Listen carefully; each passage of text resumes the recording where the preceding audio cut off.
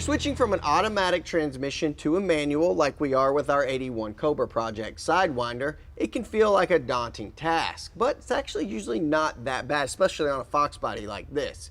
Obviously the transmission itself has to be swapped out, which usually bolts right into place on a car like this one. The shifter's got to be modified. This is the shifter that came out of this car, and obviously it's not going to work with that manual transmission, so we took that out a long time ago.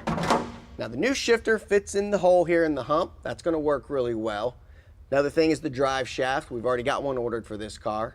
But one thing you may not think about until you get kind of far along into the project, it's going to be the pedals. This thing only has 2 pedals, a go and a whoa. We need 3, so we need a clutch.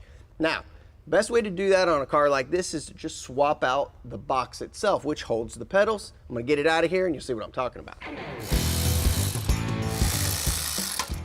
The pedal box is actually not that hard to take out, but it is a little bit of work to get to it. The steering column needs to be removed. And with it unbolted, we can take out the column trim piece to access the wiring harness connectors. We'll get those unplugged and the column just slides right out.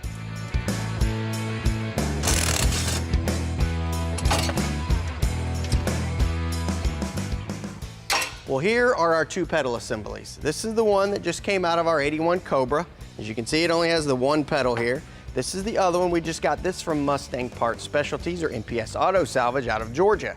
Now, not only does it have the clutch pedal here and the rod and all the hardware for it, but it's got the other provisions like a clutch safety switch. So you could swap out some of the parts onto this one, but ours is kind of dingy anyway, so we might as well just go with this one. The only thing we need to do now is to get the clutch quadrant installed.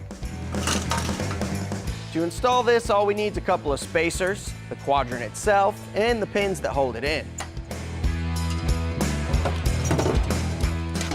These pedal box assemblies are interchangeable, so this one just bolts right in where the old one came out. Just need to reinstall the hardware.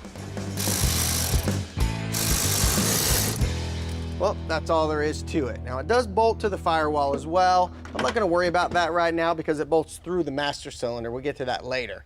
I'm going to leave the column out because we're going to be doing some interior work. I'm going to put some custom gauges in here. It'll be a lot easier to put them in with all this wiring exposed and the column out of the way. And we just need to put a clutch cable on there and this thing will be ready to go.